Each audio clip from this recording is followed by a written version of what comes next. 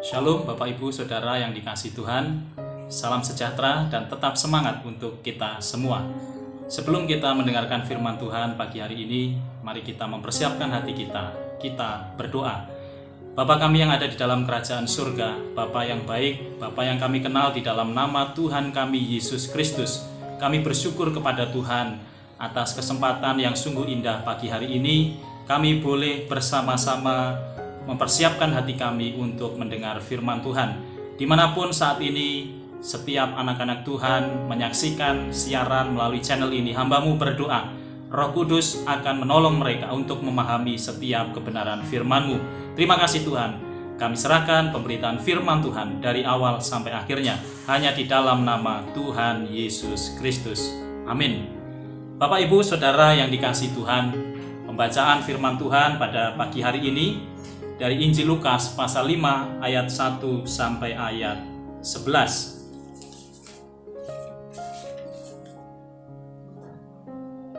Firman Tuhan tertulis demikian. Pada suatu kali Yesus berdiri di pantai Danau Genesaret. Sedang orang banyak mengerumuni Dia hendak mendengarkan firman Allah. Ia melihat dua perahu di tepi pantai.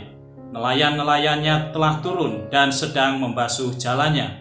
Ia naik ke dalam salah satu perahu itu, yaitu perahu Simon, dan menyuruh dia supaya menolakkan perahunya sedikit jauh dari pantai. Lalu ia duduk dan mengajar orang banyak dari atas perahu. Setelah selesai berbicara, ia berkata kepada Simon, "Bertolaklah ke tempat yang dalam dan tebarkanlah jalamu untuk menangkap ikan." Simon menjawab, "Guru, telah sepanjang malam kami bekerja keras dan kami tidak menangkap apa-apa. Tetapi karena Engkau menyuruhnya, aku akan menebarkan jala juga." Dan setelah mereka melakukannya, mereka menangkap sejumlah besar ikan, sehingga jala mereka mulai koyak. Lalu mereka memberi isyarat kepada teman-temannya di perahu yang lain, supaya mereka datang membantunya. Dan mereka itu datang, lalu mereka bersama-sama mengisi kedua perahu itu dengan ikan, sehingga hampir tenggelam. Ketika Simon Petrus melihat hal itu, ia pun tersungkur di depan Yesus dan berkata, "Tuhan, pergilah daripadaku, karena aku ini seorang berdosa." Sebab ia dan semua orang yang bersama-sama dengan dia takjub oleh karena banyaknya ikan yang mereka tangkap. Demikian juga Yakobus dan Yohanes, anak-anak Zebedeus yang menjadi teman Simon. Kata Yesus kepada Simon, "Jangan takut, mulai dari sekarang engkau akan menjadi penjala manusia." Dan sesudah mereka menghela perahu-perahunya ke darat, mereka pun meninggalkan segala sesuatu lalu mengikut Yesus. Amin. Bapak Ibu Saudara yang dikasihi Tuhan, tema firman Tuhan kita hari ini, Tuhan yang menyempurnakan. Bapak Ibu Saudara, saya yakin dalam kehidupan kita pasti rindu untuk mendapatkan segala sesuatu itu dengan sempurna. Di dalam pekerjaan kita pasti berharap bahwa apa yang kita kerjakan itu adalah sesuatu yang sempurna dan baik. Ketika kita sekolah, kita pun rindu mengharapkan nilai yang baik bagi kita. Demikian juga di dalam keluarga kita, saya percaya setiap keluarga dan pribadi rindu apapun yang dikerjakannya, itu semua adalah sesuatu yang terbaik atau yang kita harapkan. Bapak Ibu yang dikasihi Tuhan, di dalam perikop ini juga dijelaskan bahwa sesungguhnya apa yang dilakukan oleh Simon, pengalaman-pengalaman yang dimiliki oleh Simon Petrus dan teman-temannya sebagai seorang nelayan, sebagai seorang yang ahli, sebagai seorang yang sudah sangat berpengalaman di dalam dunia kelautan, yaitu mereka menangkap ikan, mereka mencari ikan, dan tentunya mereka paham sekali tentang hal-hal atau seluk-beluk berkaitan dengan ikan, laut, dan juga perahu. Tetapi di sini saudara yang dikasihi Tuhan, ada sesuatu yang istimewa ketika Yesus bertemu dengan Simon, Yohanes, dan juga Yakobus. Waktu itu Yesus sedang berada di tepi pantai dan kemudian dia melihat perahu Simon. Dan dia naik ke situ dan banyak orang-orang yang berniat untuk mendengarkan ajaran Yesus. Dan Yesus menyuruh Simon untuk bertolak sedikit dari bibir pantai. Dan disitulah mulai Yesus mengajar sampai selesai. Dan saya yakin saudara bahwa Simon Petrus waktu itu, dari yang awalnya mungkin tidak berniat mendengar pengajaran Tuhan Yesus, akhirnya dia mendengarkan. Karena dia ada di dalam perahu bersama dengan Tuhan Yesus. Dan kemungkinan besar pada waktu itu Simon Petrus bertemu dengan Yesus untuk pertama kalinya. Tetapi saya percaya, meskipun ini adalah pertemuan awal mereka, saya yakin bahwa Simon sudah banyak mendengar tentang berita, pengajaran yang disampaikan oleh Tuhan Yesus. Sehingga dia tidak asing dengan pengajaran-pengajaran yang disampaikan oleh Tuhan Yesus. Selama pengajaran itu, Simon mendengarkannya. Dan setelah Yesus selesai berbicara dan mengajar tanpa diduga, dan saya yakin Simon juga tidak pernah kepikiran bahwa Yesus akan menyuruh Simon untuk melaut lagi, pergi ke tempat yang dalam. Itu artinya bukan di tepi pantai, saudara, tetapi dia harus kembali lagi ke tempat di mana dia biasanya mencari ikan. Dan saudara tahu bahwa ketika pagi itu Simon dan teman-temannya baru saja pulang dari melaut. Artinya sepanjang malam mereka itu sudah menghabiskan banyak energi, tenaga, dan waktunya untuk melaut. Saudara, di luar dugaan Yesus menyuruh Simon, dan akhirnya Simon meresponi apa yang disampaikan oleh Tuhan Yesus. Dan sikap inilah yang harusnya kita miliki. Saya percaya kalau saudara dan saya, kita rindu untuk senantiasa mengalami hidup yang diberkati, yang disempurnakan, yang dilengkapi oleh Tuhan. Kita pun harus memiliki dua sikap atau respon dari kehidupan kita ketika Yesus berkata kepada kita atau ketika Tuhan memerintahkan kepada kita. Saudaraku yang dikasihi Tuhan, sikap yang pertama yaitu Simon Petrus mau taat. Yesus menyuruh Simon untuk pergi melaut, padahal dia sudah lelah, dia sudah capek, dia sudah berusaha sepanjang malam untuk mencari ikan tetapi tidak dapat. Nah, ini dalam kondisi lelah, capek, dan tentunya campur aduk pikiran yang dialami oleh Simon ini. Bagaimana mungkin? Ini seperti hal konyol, ini seperti hal gila. Saya yang sudah sangat berpengalaman sepanjang malam cari ikan, karena memang malam hari itu waktu yang tepat untuk mencari ikan. Saya sudah tahu tempat-tempat yang baik, spot yang baik untuk memancing atau menjala ikan. Saya percaya saudara yang hobi mancing atau menjala pasti tahu di mana tempat yang banyak ikannya, kapan ikan itu biasanya memakan umpan gitu, saudara.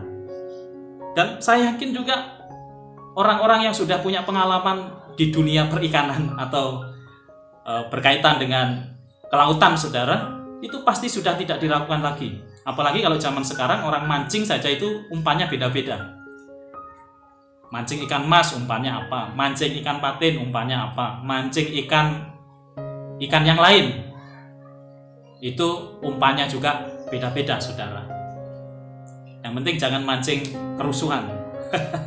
Saudara yang dikasihi Tuhan Yesus Kristus, dari ketaatan Simon ini kita bisa melihat bahwa Simon mendengarkan apa yang disampaikan oleh Tuhan Yesus. Meskipun pada waktu itu Simon Petrus, saudara yang dikasihi Tuhan, belum terlalu mengenal Yesus. Yang dia tahu adalah Yesus itu rabi, Yesus itu guru. Jadi rabi itu adalah sebutan guru pada waktu itu, ya. Yesus itu adalah pengajar, itu yang dia tahu. Setelah dia mendengarkan banyak ajaran Tuhan Yesus, akhirnya dia mau respon apa yang disampaikan oleh Yesus. Pergilah dia, meskipun banyak pertanyaan dalam hatinya. Ini hal yang konyol, ini hal yang gila. Kenapa Tuhan menyuruh saya? Padahal siang hari, kalau saya jala ikan, kalau saya cari ikan, itu pasti nggak dapat apa-apa, saudara. Ini seperti sedang melakukan sesuatu yang tidak akan membuahkan hasil apa-apa. Atau bisa dikatakan, dia sedang mengerjakan sesuatu yang sia-sia. Tetapi Simon mau taat. Ketaatan adalah satu-satunya sikap yang harus kita lakukan kalau kita mau hidup di dalam perkenanan Tuhan. Ketaatan adalah sebuah keputusan yang dilakukan secara sadar. Demikian juga sebaliknya. Ketika kita taat berarti kita sadar. Ketika tidak taat kita juga sadar di dalam melakukan itu. Baik taat ataupun ketidaktaatan kita itu mengandung sebuah konsekuensi. Kalau kita taat, hidup kita akan diperkenan Tuhan. Kalau tidak taat berarti hidup kita hidup di dalam dosa. Sebelum Simon memutuskan untuk menaati perintah Tuhan Yesus, sebenarnya ada beberapa faktor yang mempengaruhi keputusannya. Yang pertama adalah Simon mengalami perjumpaan dengan Yesus. Kalau waktu itu mungkin bukan Yesus yang menyuruh, pasti saya yakin Simon akan menolaknya. Karena dari pengalaman, dari bagaimana dia menggeluti sebagai seorang nelayan ini, dia sudah sangat paham. Tetapi karena Yesus yang menyuruhnya, itu dari kata-kata Simon, guru. Waktu itu Simon masih menyebut Tuhan guru, belum Tuhan. Setelah Yesus menyatakan mujizatnya, baru Simon menyadari ini bukan orang biasa. Dia bukan hanya sekedar guru, tetapi dia adalah Tuhan. Saudara yang dikasihi Tuhan Yesus, walaupun belum begitu akrab bertemu dengan Yesus, tetapi paling tidak selama beberapa waktu Simon dengar pengajaran dan perkataan Tuhan Yesus. Akhirnya dia tahu ini orang benar. Dia adalah pengajar yang benar. Karena apa? Yesus mengajarkan tentang firman Tuhan. Karena itulah saudara yang dikasihi Tuhan Yesus Kristus, meskipun dengan perasaan yang agak ragu, ya. Yang kedua, Simon menghargai atau menghormati Tuhan Yesus sebagai guru. Yang pertama tadi dia mengalami perjumpaan, dia mulai kenal Yesus, dan dia tahu siapa Yesus, yaitu guru atau pengajar yang mengajarkan firman Tuhan atau rabi. Nah, setelah itu mulai timbul perasaan penghargaan Simon kepada Tuhan Yesus, sehingga dia berkata, "Guru, karena engkau yang menyuruhnya, maka aku akan menebarkan jala." Karena engkau, karena Tuhan yang menyuruh. Pada waktu itu konsep atau pemikiran Simon masih Yesus itu adalah guru, ya pengajar lah seperti pada umumnya.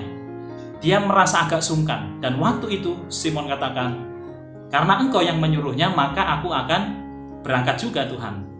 Nah, saudara yang dikasihi Tuhan Yesus Kristus, dari ketaatan, dari respon yang dinyatakan oleh Simon atas perintah Tuhan Yesus, maka singkat cerita Simon Petrus menebarkan jalannya. Jelas dengan perasaan yang campur aduk.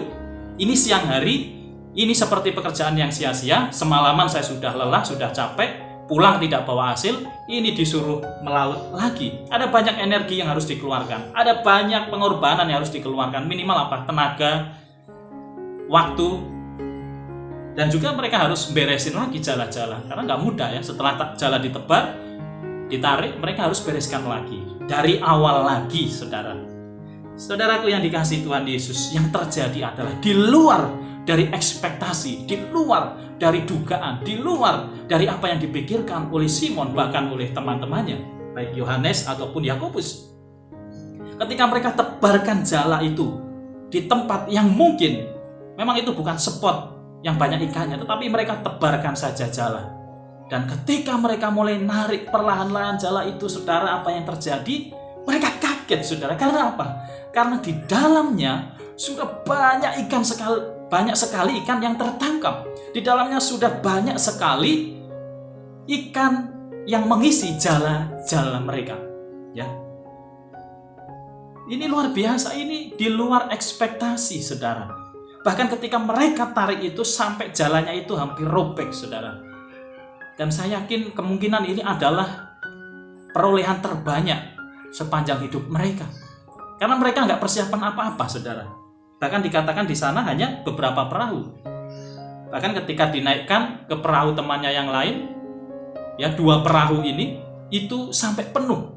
Dan bahkan perahu itu hampir tenggelam. Saudara, ini membuktikan bagaimana mereka melihat kuasa mujizat Tuhan dinyatakan. Bahwa ketika mereka meresponi apa yang disampaikan oleh Tuhan Yesus, mereka mengalami sesuatu yang jauh berbeda dari pengalaman-pengalaman kehidupan mereka.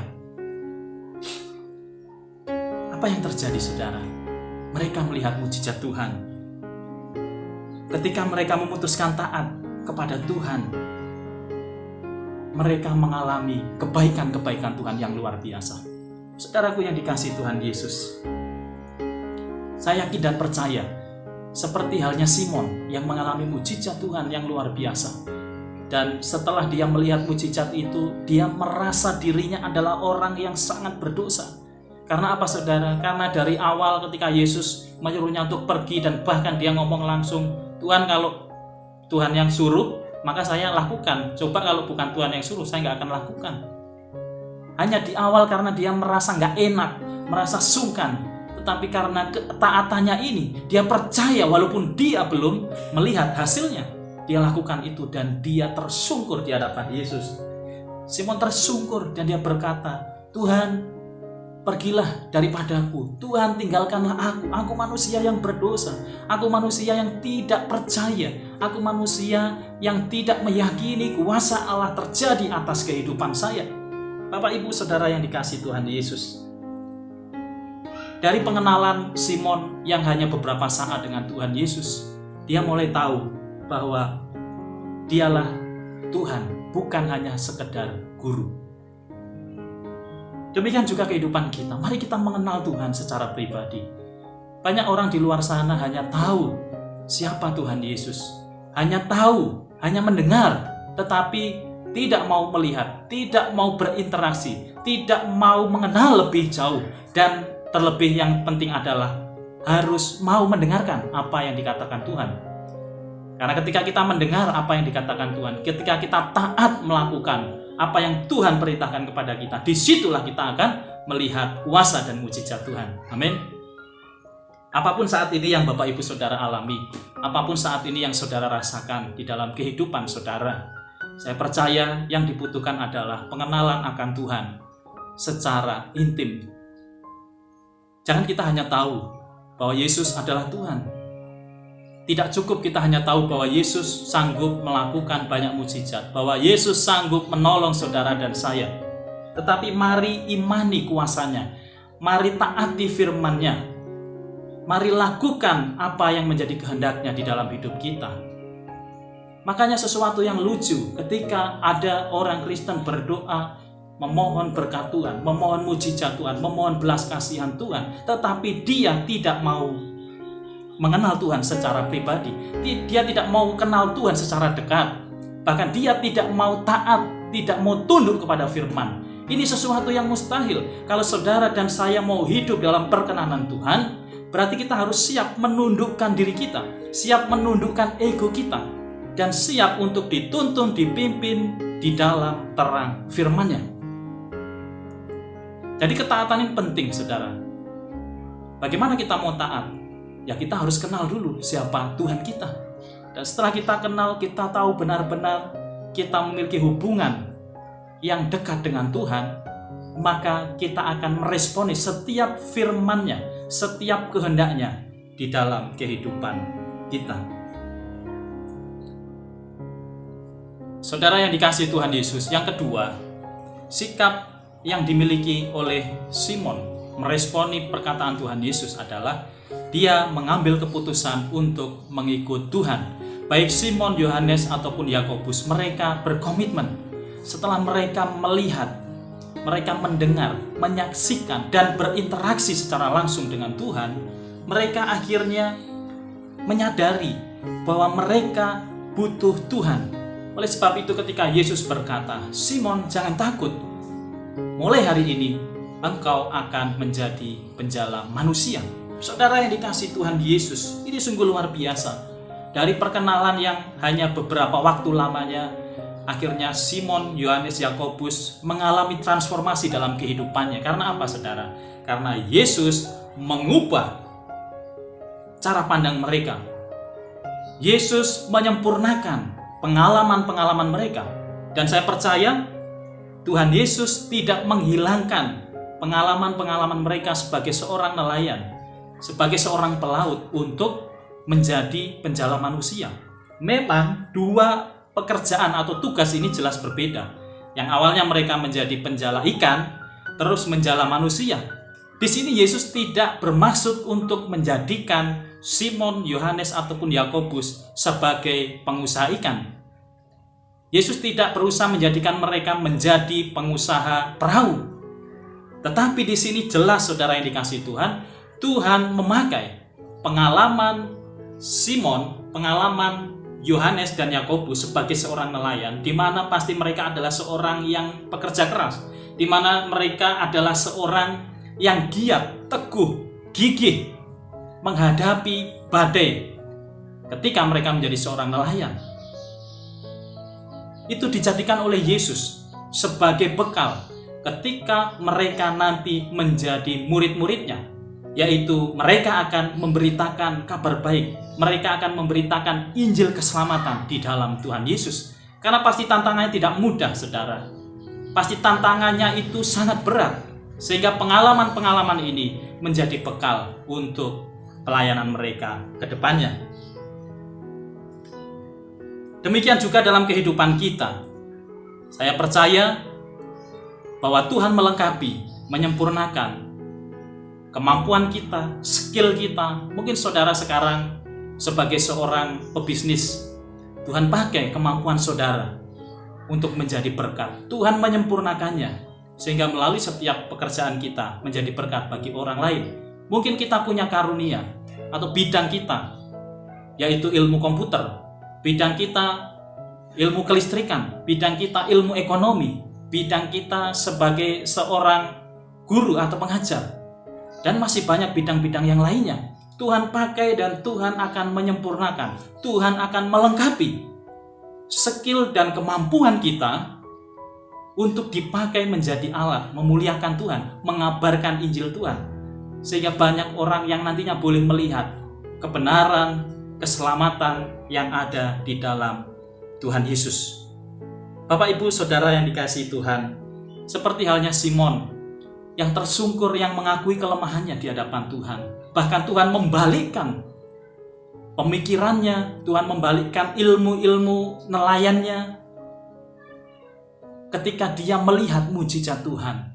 Saya yakin bukan untuk mempermalukan Simon. Saya yakin mujizat Tuhan Yesus bukan untuk mempermalukan Simon, Yohanes, Yakobus, dan teman-temannya, melainkan justru untuk membuka selubung mereka bahwa sesungguhnya bersama dengan Tuhan, ketika kita mau taat kepada Tuhan, ketika kita mau tunduk kepada firman Tuhan, maka kita akan melihat hal-hal yang luar biasa. Mungkin kita melihat jalan yang buntu, tetapi ketika kita mau serahkan supaya Tuhan yang memimpin dan mengontrol hidup kita, maka disitulah kita akan melihat jalan terbuka.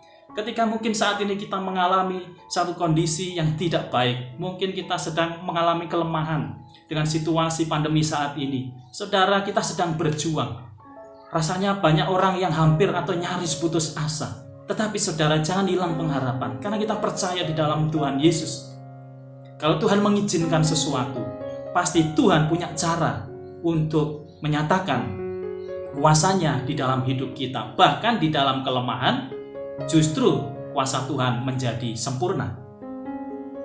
Apapun kelemahan kita saat ini, mari kita serahkan kepada Tuhan. Kita adalah manusia yang terbatas. Pengetahuan kita terbatas. Ilmu kita terbatas. Pemikiran kita terbatas.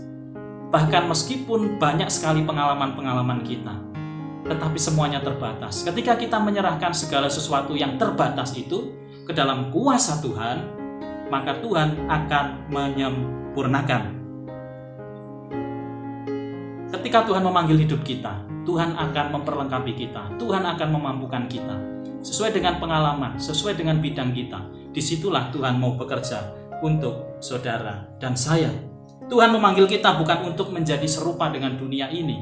Tuhan memanggil kita bukan untuk kita memperkaya diri kita dengan harta duniawi. Menjadi kaya itu tidak salah. Menjadi kaya itu adalah anugerah Tuhan. Karena apa? Karena saya percaya kalau kita diberi kepercayaan oleh Tuhan, kaya dalam hal materi atau kaya di dalam hal-hal yang lainnya, Tuhan punya rencana, Tuhan punya maksud supaya saudara menjadi berkat, supaya kita bisa menjadi berkat bagi banyak orang, supaya kita juga bisa menggunakan milik kita untuk memperluas kerajaan Allah di dunia ini, bahkan untuk memberkati orang-orang yang kekurangan, untuk memberkati orang-orang yang kesulitan di dalam ekonomi mereka. Tuhan memanggil kita lebih daripada kaya secara materi, tetapi Tuhan memanggil kita supaya saudara dan saya, kita menjadi serupa dengan Kristus. Surat Roma pasal 8 ayatnya yang ke-29 dikatakan demikian. Sebab semua orang yang dipilihnya dari semula, mereka juga ditentukannya dari semula untuk menjadi serupa dengan gambaran anaknya, supaya ia, anaknya itu, menjadi yang sulung di antara banyak saudara. Saudara yang dikasihi Tuhan, jelas bahwa saudara dan saya, kita dipilih oleh Allah dari mulanya. Untuk apa saudara? Menjadi serupa dengan gambaran Tuhan Yesus. Tuhan memakai Simon, Yakobus, dan Yohanes dengan pengalaman sebagai penjala ikan dan dijadikan oleh Tuhan menjadi penjala manusia. Jadi tujuan Tuhan memanggil kita itu lebih daripada untuk kita berhasil di dunia ini, melainkan untuk kita menjadi saksi Tuhan, untuk kita menjadi berkat bagi banyak orang. Melalui pengalaman-pengalaman kita, melalui skill dan bidang yang Tuhan percayakan kepada kita, Tuhan ingin bahwa kita menjadikannya sebagai sarana untuk kemuliaan Tuhan. Demikianlah saya percaya Tuhan Yesus memanggil kita menjadi saksinya sesuai dengan bidang dan kemampuan kita. Saya yakin tidak ada seorang pun yang tidak punya keahlian. Apapun keahlian kita, ketika kita menyerahkan kepada Tuhan, mengizinkan Tuhan menyempurnakan segala kekurangan dan kelemahan kita, maka disitulah kita akan dipakai Tuhan untuk menjadi berkat. Ada yang dipanggil Tuhan secara full timer, menjadi pelayan Tuhan sebagai gembala, pengajar, evangelis, sebagai penginjil. Tetapi ada juga yang dipakai Tuhan melalui bidang-bidang tertentu, melalui pekerjaannya, melalui bisnisnya, melalui usahanya, melalui keterampilannya, untuk juga bisa menjadi berkat. Tidak penting saudara dipanggil secara full time atau tidak full timer, tetapi ketika kita mau menyerahkan setiap aspek kehidupan kita, pelayanan kita, pekerjaan kita, keluarga kita, harta kita, seluruhnya untuk dipakai Tuhan, maka disitulah saudara dan saya akan merasakan hidup yang berkelimpahan di dalam Tuhan. Bapak, Ibu, saudara yang dikasihi Tuhan, apapun keahlian kita, saya percaya Tuhan mau kita menggunakannya untuk kemuliaan-Nya. Setiap pelayanan yang kita kerjakan, baik di luar ataupun di dalam gereja, itu sama pentingnya.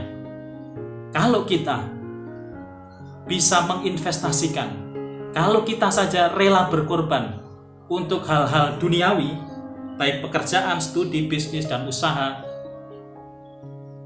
dan menginvestasikan banyak waktu, tenaga, pikiran kita di dalamnya, apalagi untuk hal-hal yang bersifat kekekalan, apalagi untuk hal-hal yang bersifat untuk kerajaan surga. Mari kita juga menginvestasikan hidup kita. Kita mau lebih setia lagi melayani Tuhan. Kita mau lebih setia lagi mempersembahkan hidup kita bagi kemuliaan nama Tuhan. Sebagai ayat penutup firman Tuhan hari ini dari 2 Timotius pasal 3 ayat 17 dikatakan demikian. Dengan demikian tiap-tiap manusia kepunyaan Allah diperlengkapi untuk setiap perbuatan baik. Demikianlah saudara dan saya, mari serahkan hidup kita. Saudara dan saya diperlengkapi Allah untuk menjadi berkat, untuk berbuat baik, menebarkan kebaikan, memberitakan kabar baik, memberitakan tentang kasih Kristus kepada banyak orang. Siapapun saudara, dimanapun saudara berada, dan apapun keadaan saudara, Tuhan Yesus mengasihi saudara. Mari kita lihat, kita pandang kepada Tuhan, dan saudara akan mengalami hidup yang penuh dengan kelimpahan. Mari kita berdoa. Bapa di dalam surga, terima kasih, kami mengucap syukur untuk firman Tuhan. Pada pagi hari ini, kami percaya bahwa respon Simon Petrus untuk taat dan akhirnya mengikut Yesus itu adalah sebuah keputusan yang besar di dalam hidupnya, di mana Tuhan semakin memakai dia untuk menjadi alat kemuliaan Tuhan. Simon, Yohanes, dan Yakobus menjadi teladan bagi kami. Apapun profesi kami, apapun pekerjaan kami, apapun talenta yang Tuhan percayakan, biarlah kami serahkan kepada Tuhan, kami izinkan Tuhan yang menyempurnakannya, sehingga apa yang boleh kami lakukan membawa sukacita, damai sejahtera bagi hidup kami dan boleh memberkati banyak orang. Dan saat ini Tuhan, sebelum hamba-Mu mengakhiri di dalam doa, hamba-Mu rindu menyerahkan untuk saudara-saudara kami Dimanapun mereka berada, keadaan yang sedang kami alami saat ini, kami percaya Tuhan pegang kendali atasnya. Kami percaya Tuhan melawat bangsa kami, Tuhan melawat negeri kami, Tuhan melawat kota kami, dan Tuhan memulihkan bangsa-bangsa yang saat ini juga sedang mengalami kesusahan karena pandemi COVID-19. Lebih khusus bagi setiap kami masing-masing, keluarga kami, saudara kami, teman, tetangga kami yang mungkin saat ini sedang mengalami kelemahan fisik.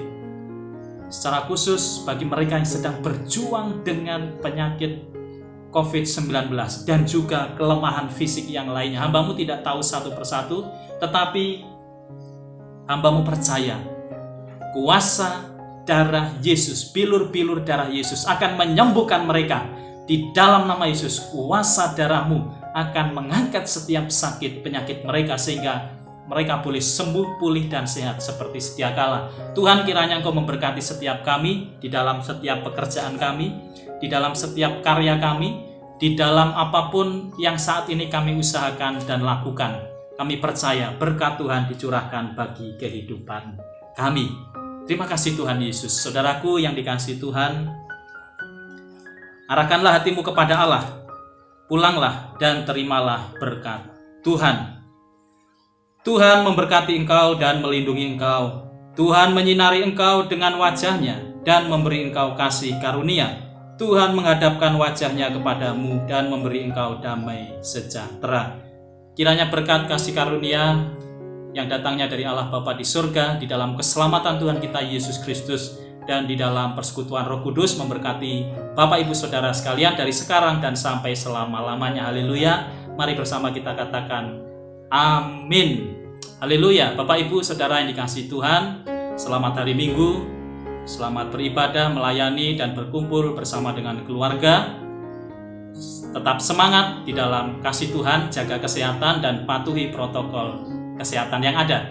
Sampai berjumpa di lain kesempatan. Tuhan Yesus memberkati.